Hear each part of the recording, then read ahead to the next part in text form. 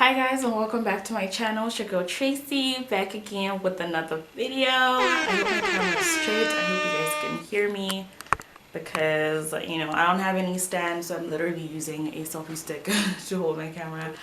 But anyway, I know I've been gone for such a long time, you guys. As you all know, as everybody right now is aware, 2020 has been a lot for everybody. Okay, I'm talking hectic with a K.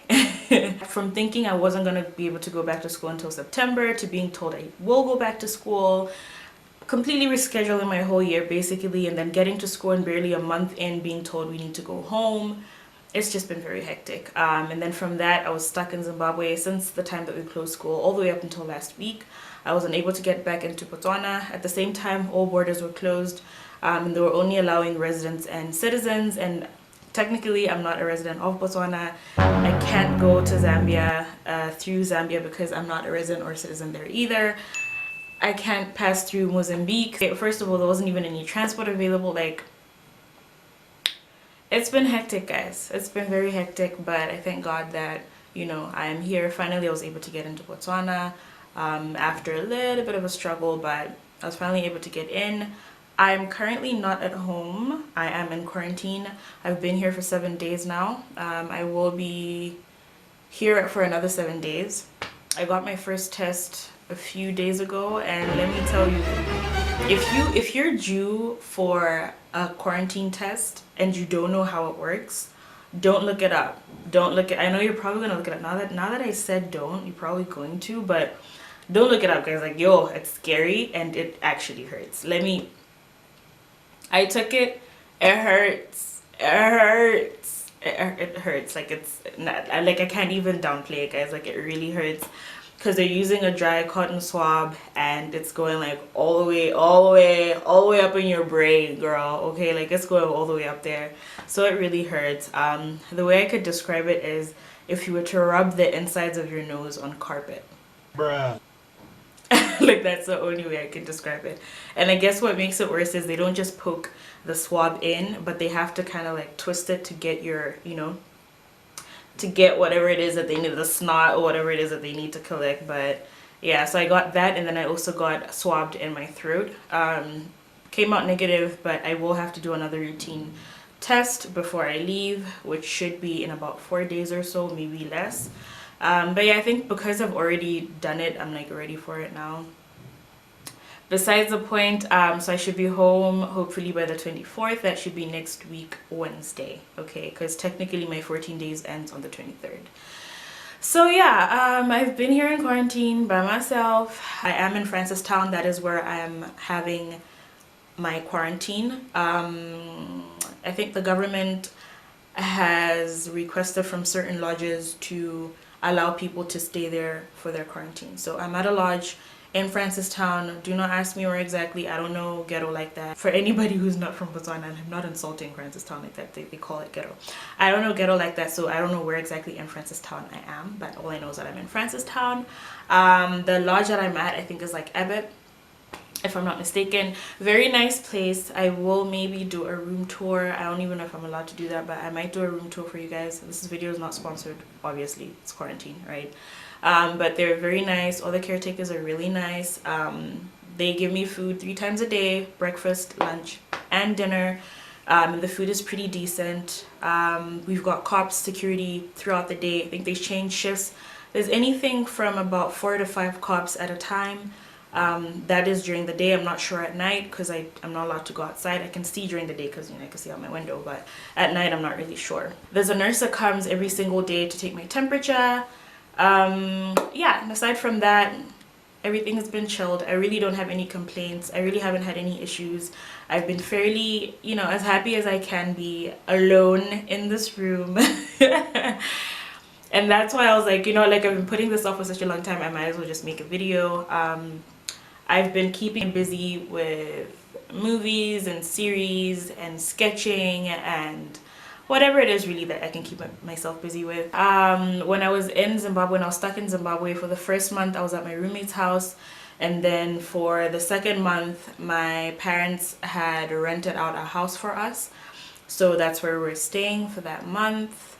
Basically had to become our own parents, from buying groceries to paying bills. Thankfully, you know, we weren't working, but it just kind of opened my eyes to the struggles that like independent people have. Listen, like I'm 25, turning 25 in October, and I still live with my parents because I don't have my shit together, okay? So that experience was pretty much like the first I've ever had. Like I've never really had to live on my own like that and manage finances and all of that. So it's kind of an eye opener. I know that I am responsible for my own finances at school, but it's different because at school everything is catered for. Like I just have to be there and study, you know what I mean? But taking care of a whole household, having to pay for the internet because we have e-learning, so we still had assignments to take care of, having to pay for that, having to pay for the electricity. And it wasn't like all that because the water was already covered. They had a borehole at the house where we were staying, so we didn't have to pay for water. But it still was just very stressful having to rely on basically me because I was the grown up of the house, and having to just be strong and be stressed, but have to like, you know, keep, save face for my little cousin. It was a lot. But I thank God that we were able to get out. Right now she's in Lusaka, and I'm back in Bots, and I'll be with my family as well next week. So it's pretty cool. Yeah, otherwise that's everything that's been going on in my life, you guys. I know that everybody's life has been hectic and been tossed around left, right, and center. If you guys would love to share with me, you know, some of the experiences you've had, please go ahead and comment that in the comment section below. Otherwise, this isn't really like a sit down video. My arm, actually my hand, is going numb. Like I can barely feel it. So I'm not gonna stay here and take up too much of your time any longer. As far as my hair, you guys, do not worry, you haven't missed anything. I've basically continued to go ahead with my mini braid journey. I didn't braid once and rebraid, and you guys didn't see that. Like I braided what you guys saw and rebraided and then unbraided that. And these are my third sets of braids. So I intend on keeping these until about August, I think. We'll see, maybe end of August, if I can, because the last braids I only kept them for like 7-8 weeks. The first ones were for 3 months. The only reason that I'm staying consistent with this, you guys, is because I will do a length check after these set of braids, but my hair, you guys, whoa, like it's really doing the thing. So that is why I've decided to continue with the mini braids, because I'm getting very good results. I'm very satisfied with the direction that my hair is taking. Otherwise, all of that is just for another day. Like this was just a quick recap for, you know, all angles, right? I just want to also say a very, very, very huge thank you to all my new subscribers, you guys. It's so exciting to have as many subscribers as I found when I came back online. Thank you guys so much. I know I'm not the most consistent person in the world, but the fact that you guys continue to support me means the world to me. So please, if you haven't already, make sure that you click on that red subscribe button below and become a part of this family so that you can see more from me. So that we can get to know each other a little bit more. And yeah, I hope you guys are keeping safe. I do understand that not every country is being as strict with the COVID-19 protocols, aka Malawi.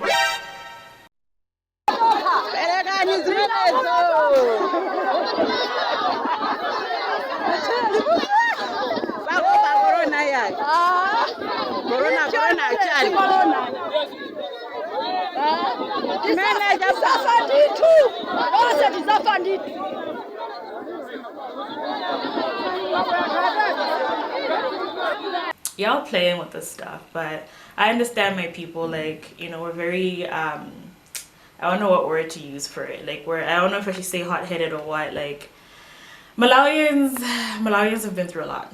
So I understand that they would be skeptical about the whole corona thing, and you know, why are people coming in and what is but yeah, as far as I know, schools did close in Malawi, but lockdown not so much. In Zambia they had a lockdown for a little while, but the president removed it.